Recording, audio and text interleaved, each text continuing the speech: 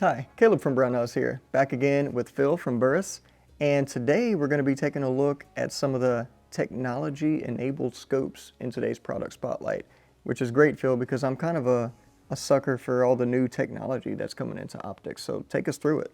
Absolutely. If you're a gear nut and you like to get technical and nerdy, Yep. these are 100% the scopes for you. But that's also not to say that it gets too overwhelming either. I'm actually also on the app development team there, so we've got the Burris Connect app that all of our tech-enabled scopes, including like our thermal scopes, you can do all of your Wi-Fi connectivity and video streaming with that, loading ballistics onto these scopes. And of course, as we discussed previously with the full field, doing your reticle analysis and getting a dope card, you can do all of that with the Burris Connect app. But we want to make sure that that's all going to be accessible for the folks that may not be so technologically inclined. Sure.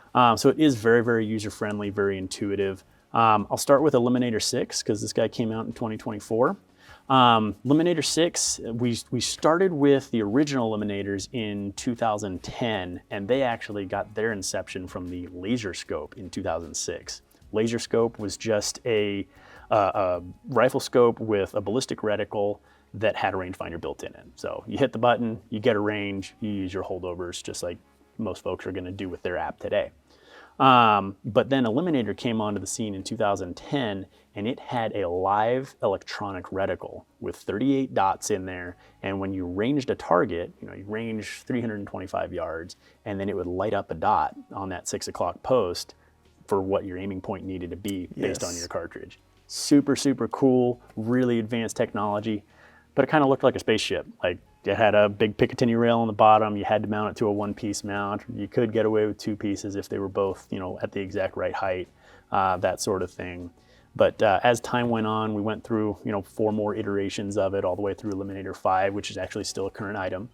But Eliminator 6, we completely redesigned it from the ground up. New reticle, new optical system, and obviously a new industrial design that uses 34 millimeter rings. So having the traditional appearance really makes it much more appealing to a lot of hunters. Yep. We still have the rangefind technology and the electronic reticle all built into that much more compact system, but it just looks so much sleeker. Yeah, it does, and it's crazy how much, like if you look at the original one, how much like smaller and just more scope-like it's gotten. Oh yeah. The Eliminator like 42 is going to look like the enclosed emitter optic, Exactly. But no, that's cool. So just to kind of reiterate how it works, you load your ballistic data in there for the cartridge you're shooting. You literally just look at the target, push this button, and it tells you, it shows you where to hold over on the target. It's like almost like cheat codes in a video game or something. It really, really is. Now, that's not to say that we're getting too crazy with it. We know that as we add technology, there's a lot of folks that, try to push the limits. We actually do have some pretty awesome fail-safes in there as well. New for the Eliminator 6 is actually it's going to read out your impact velocity and your impact energy of your bullet. So you've loaded it all in. You can generate all that with a ballistic calculator. And having that displayed right in there offers us the chance to put in what we call the shot call indicator. Shot call indicator is a big red X. If you range a target and it's below the threshold, whether it's velocity or energy, let's say Colorado elk, you want 1,500 foot-pounds of energy. At least that's what CPW recommends. Right. You set that 1,500 foot-pound threshold. If it's below that when you range your target, it gives you that big red X. Says, hey, you got to get closer. You don't have enough energy. That's an unethical shot. Right. So, putting in those fail-safes to make sure that hunters are making good decisions is something that's very, very important to us.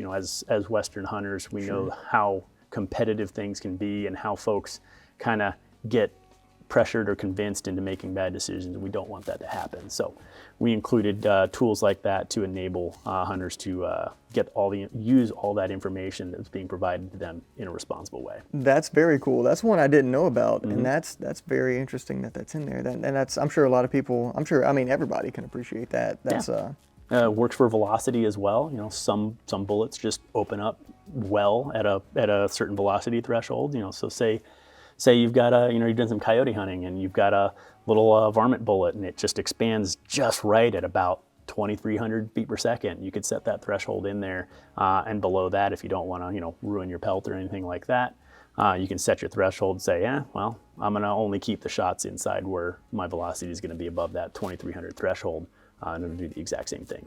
Awesome. Super cool stuff. Yeah, that's cool. And of course, if you're just shooting steel, you can turn that off completely. Yeah.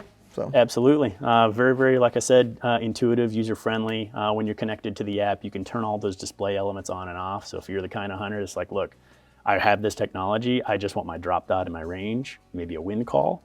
You can turn all the rest of that all off and just use the range, the drop dot, and the wind, and be good to go. Man, that's easy enough. Mm-hmm.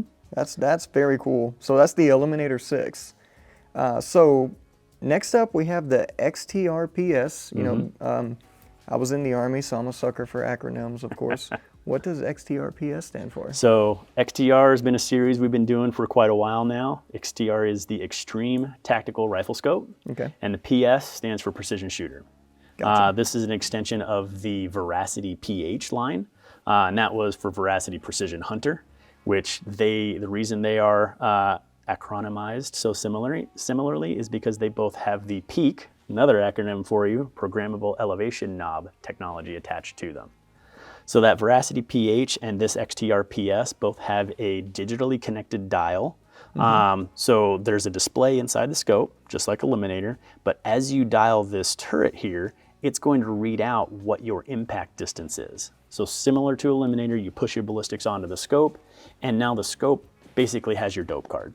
Yeah, and so the first time I saw this one was today, and this is one of those where you look through it and it's, you were waiting to see my reaction. Yeah. And it was, I'm sure it was everything you expected it to be. It's one of my favorite things is to turn on one of those scopes, hand it off to someone who's never seen it before, and whoa, that's super cool. Yeah, so the yardage is displayed on top, and you literally, as you dial the turret, based on your ballistic data, that yardage changes live so you don't ever have to take your eye off out of the actual optic itself. It's all right there, easy to see, and I pair this up with a rangefinder, and first round hits. Exactly. Every time, That's the whole idea. Is you've got your rangefinder. Everybody's got a rangefinder these days. Sure. We make a couple as well. So you hit it with your rangefinder, or you've got your spotter out there. As a matter of fact, this combo, me and my shooting partner for a lot of the team matches, we do a lot of team-based competitions out west. Carbine uses the Eliminator 6 because he's got unlimited ammo, so he can range the targets and get his hits. And then when he's got his solid ranges, I simply just dial what I need, and it's got my dope in there. I take my precision rifle shot, and he's good to go. I was just about to ask about that. So if you have a team, one person with each optic, that's all you need. Absolutely. All you got, as long as you're communicating with each other, it's first round hits on all accounts. Exactly. We have shot, there's one match in New Mexico that we shoot every year. We've shot it 6 times now. And this last September, we were both using the Eliminator. Figured I wanted to try it out and use it in a match setting for once. And we had a 20% bump in our scores. Not because we're more accurate or anything like that. It's all the same ballistics, it's all the same skills, but we saved so much time using the Eliminator instead of having to range with the binoculars, write down my data, check my dope sheet, then relay all that information back to my partner so that he can take his shot. Instead, we both just had all of our dope loaded into the scope and ready to go. Man, a 20% bump is huge in the type of competition where people are just chasing that 1%. Exactly. So that's insane. That's awesome. So with that being said, let's talk about how to connect these optics to a gun. What's the best way to do that? Obviously some mounts. Okay. We had talked in a previous video about the Signature Z rings, our hunting version. We did. These are the XTR Signature Rings, Extreme Tactical Rifle Scope. Actually, go. Extreme Tactical Rings, I'm sure, is what it really means. But similar polymer inserts, also called Posaline. These ones are just an aluminum ring, so they're a little bit thicker. They've got the nice beefy 6-screw tactical appeal to them. And then these ones are also available in 1-inch, 30 millimeter, and 34. These 34 millimeter ones, you see my little American flag there. I do. The ring bodies themselves are made in the USA. Nice. Pretty awesome stuff there. But exact same concept as the previous models, or the Z-ring models rather. Except the XTRs, they come with all of the inserts in the box there to get plus or minus 40 MOA of cant. Oh, okay, that's cool. So instead of going and buying a new, 20 MOA base, 25 MOA base, whatever, it comes from the factory with a 0 and a 5. So you can install them with the 5 MOA of cant, which is not significant. It's going to give you a little bit of extra adjustment, but it's not super significant. A lot of the long-range precision scopes are going to be set with 20 or 25 MOA from the get-go. So you'll want to put in that 20 to 25 MOA of cant from the get-go, but if you're shooting extra long range, you can actually add the other set of 20 MOA inserts and get that full 40 MOA of cant and shoot really, really long range. Yeah, that's cool. So you eliminate the need for lapping the rings because of the way the Z-ring fits in. Yep. And then you don't have to worry about testing out different MOA bases either, because it's all there. Exactly. So your bases are mounted, your ring bottoms are mounted. You decide, well, I don't exactly have all the adjustment I need. Let me just swap my inserts real quick, and you're not having to completely undo all the work you've done. Okay, so I think I know what I'm doing on my next precision rifle. You've done all the homework for me. It's thank you, I appreciate that. But no, that's great. That is the XTR PS Eliminator 6 and the XTR Signature Rings from Burris. Bill, thanks for coming out, and we still got some more stuff to cover, so you'll see us again in another video. And in the meantime, any questions, comments, feel free to post them down below. Thanks for joining us, and we'll see you next time.